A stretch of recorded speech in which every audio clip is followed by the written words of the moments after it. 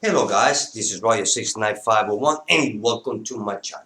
Well, I'm going to give you my thoughts for Batman Beyond. Here's Batman Beyond Rebirth, the one shot. Nice, pretty cool cover. And Batman Reborn, Batman Beyond, issue number 1. There it is. Awesome. Well, the one shot. Well, basically the one shot issue is more or less like establishing us reader where we're going. It tells you a little bit of a backstory of how Terry McGinnis becomes Batman Beyond, uh, and also it tells you a little bit of the last days of Bruce Wayne. At least that's what the story tried to imply. And also, we also get to see that there's a new gang. Sorry about the barking back there, but that's my neighbor's dog. I think he just saw, I don't know what, maybe an iguana or a cat. God knows what. Anyway, back to the story. So, once that we go past the little bit of a backstory on Neo Gotham, there's a new gang they call themselves the Jokers. Now, at this point of time, the Joker, as we know, is dead. So, so Batman's wondering why we have the Jokers. So the thing is that, as we can see, I like the art. The art is really nice. Check that out. Really nice. Like the colors. The story is really straightforward. It's like really simple story. So we get to see Terry McGinnis' little brother. So Batman decided to go and apprehend the Jokers.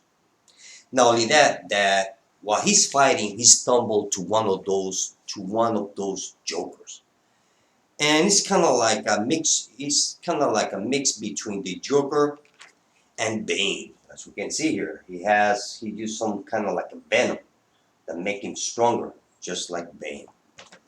So he ended up beating the guy, as we know. I mean, Batman always wins. But on the end, we see that they are trying to bring back to life the real Joker. But this Joker, he's really pumped up. I mean, he's kind of like a bodybuilder, actually. I mean, he is ripped. So I don't know. Well, this is the future Joker, so.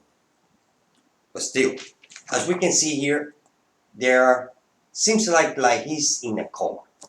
So this was a basic story, kind of like set us up for what's coming. Now, we're going now to the main story. Batman issue number 1, Beyond. Check this out. Okay, now it gets a lot better. Now remember where this story finished, it continues here. So it's not like the other one shot that just ended, but when the regular series starts, kind of like doesn't make sense. Well, in this case, it continues the same storyline. So we see here that they kidnap Dana, which happens to be Batman's friend. And here we see this guy here explaining to Dana about the Joker, as we can see here. You see, it seems like that this is gonna be the first time ever that a dead person they're gonna bring it back to life. So it's not a clone. I thought on the beginning it was a clone, but it's not a clone. They might be using some kind of technology to bring him back. It seems like it's a brand new technology because it has never been done before, according to the story. And I forgot to mention that I love this cover. Look at that. Look at that cover. Just amazing. Like they are. Now I have to say that Dan Jurgen is doing a great job on this book. At least on these two issues. The first two number ones. I don't know why they call him issue number one. They should use like okay, they might use issue number 0 on the new 52. Well, maybe they should use kind of like issue half. Why not? And then from there move to issue number 1. Or they should have all the one shot 0 issues, and then from there issue number 1. I guess it would be more simple. Now why they use number ones twice? I don't know.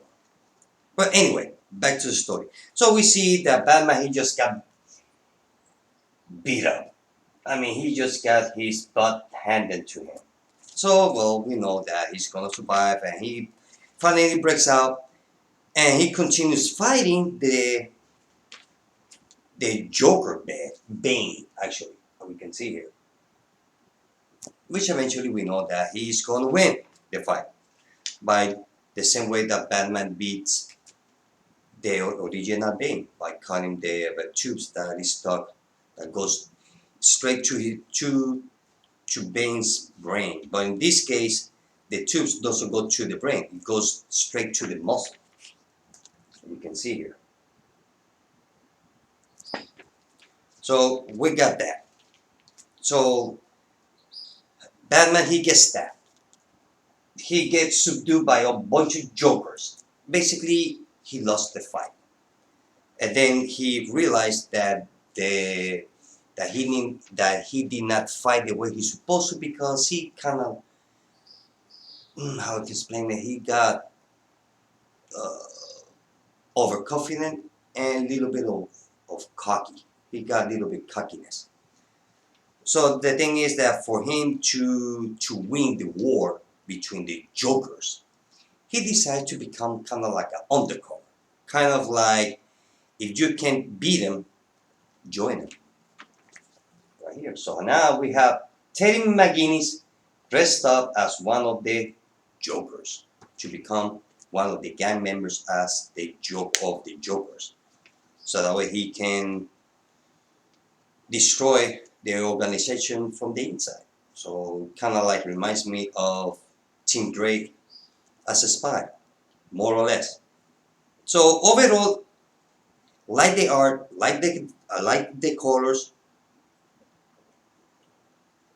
the story is very simple, straightforward, and I really enjoyed these first 2 issues. I'm still saying it about this cover. I mean, this cover will look so nice as a poster. Have it the size of a poster. It would be amazing to have it hang on the wall, because it's amazing. Love it. And also, I noticed that everybody here is ripped, including Batman. When on the cartoons he used to be kind of like a skinny guy, but here he's just pumped up also. So I don't know, but that's just the cover. But like I said, simple story, straightforward. It was fun, a good reading. So if you never read Batman Beyond before, after reading the one shot, you get a little bit of a backstory of how he became Batman. Also, they acknowledge here that Bruce Wayne is dead. I know, but doesn't know how he died or when he died. So if what I believe the story is gonna go, that if they will bring, if it works, bringing the Joker back to life, I will not be surprised that they will bring also Bruce Wayne, because you know, I mean, because we cannot have the Joker without Bruce Wayne, and we cannot have Bruce Wayne without the Joker. It's like the 2 sides of the same coin. We cannot have one without the other. So that's what I believe where the story is gonna go.